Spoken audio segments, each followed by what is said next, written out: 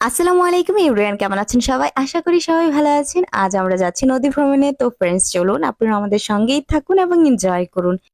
রূপে গুণে পরিপূর্ণ আমাদের এই মাতৃভূমি বাংলাদেশ। এই দেশের রূপ বৈচিত্র্য যা বলে শেষ করা যাবে না, এবং এই দেশের রূপ বৈচিত্র্য অন্য কোনো দেশে গিয়ে মিল খুঁজে পাওয়া যাবে না। তো ফ্রেন্ডস দেখুন, এই যে এটা এখন কিন্তু আমরা বর্তমানে আছি কুশিয়ার নদীর বুকের উপরে। আর এখানকার নৌকা ঘাটে, যে ঘাটে নৌকাগুলো বাঁধা থাকে, দেখুন দেখতে কতটা সুন্দর। আর যেতে যেতে চোখে পড়ে গেল একটি বিয়ের গেট। এখানে নদীর পাড়ে একদম পাড় ঘেঁষে গেটটা করা হয়েছে। আর তার সঙ্গে রঙিন গেটের সঙ্গে রঙিন বাড়ি ঘরগুলি কিরকম জলজল করে উঠছে। আর আমার খুব ভালো লাগছে। আর আমি প্রথমে অনেক বেশি এক্সাইটেড ছিলাম যে আচ্ছা লঞ্চে যাব। তো আমরা কিন্তু এখন বর্তমানে লঞ্চে আছি। তো এটা বিশেষ করে আমার ভাইস্তার রিকোয়েস্টে কিন্তু আজ আমাদের নদী ভ্রমণটা হচ্ছে। আর আমি কিন্তু অনেকটা ভীত, আমি নদী ভ্রমণ করতে চাইনি। আর আমি সবসময় ভয় পাই নৌপথে ভ্রমণগুলা।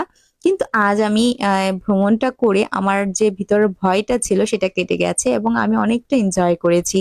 রূপচিত্র দেখে আমি অনেকটা এটার প্রেমে পড়ে গেছি। ভাটি অঞ্চলের সৌন্দর্যই আলাদা। তো ফ্রেন্ডস দেখুন কতটা সুন্দর আমাদের এই বাংলাদেশের রূপবৈচিত্র্য। আর বিশেষ করে যখন দুর্গম এলাকায়, যেখানকার এরকম নদী ঘাট নেই বা লঞ্চ ঘাট নেই, সেখান থেকে লোকজন যেভাবে উঠে ধরেন বাড়ির কিনারায় দাঁড়িয়ে থাকে বা জমির পাশে দাঁড়িয়ে থাকে, লঞ্চ গিয়ে থামায়, তারপর ওইখানে যাত্রীগুলো ওঠে, এত সুন্দর লাগে আমার কাছে এবং লেগেছে।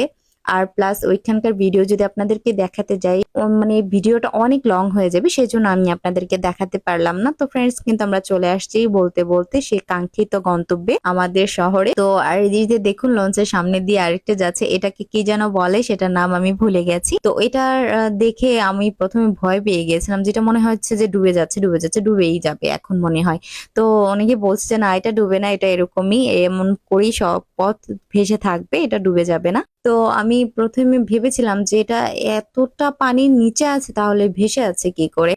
তো যাই হোক, তো ফ্রেন্ডস কে কে এরকম আমার মতো ফার্স্ট টাইম দেখেছেন অবশ্যই কমেন্ট করে জানাবেন। আর এখন কিন্তু আমরা প্রায় চলে আসছি নদী পারাপারের দৃশ্যটা আপনাদেরকে দেখানোর জন্য।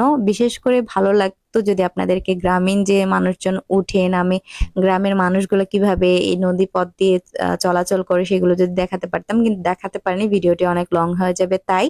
তো ফ্রেন্ডস আমরা কথা বলতে বলতে চলে আসলাম সেই কাঙ্ক্ষিত গন্তব্যে। তো দেখুন লঞ্চ ঘাটে কিভাবে লঞ্চটাকে রাখা হয় বা আটকানো হয় দেখুন। আর এই পাশ থেকে ভাইয়া কিন্তু দড়ি হাতে নিয়েছে এবং ওপাশ দিয়ে ফেলবেন, এবং ওপাশ থেকে একজন লোক এসে সেটাকে আটকিয়ে ফেলবেন।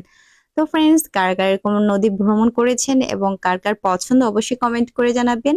আর আজ আমার ভিডিওটি যদি ভালো লেগে থাকে অবশ্যই একটি লাইক এবং একটি কমেন্ট করে দেবেন। তো আজ এই পর্যন্তই, সবাই ভালো থাকুন, সুস্থ থাকুন, দেখা হবে পরবর্তী অন্য কোনো ভিডিওতে। সে পর্যন্ত আল্লাহ হাফেজ।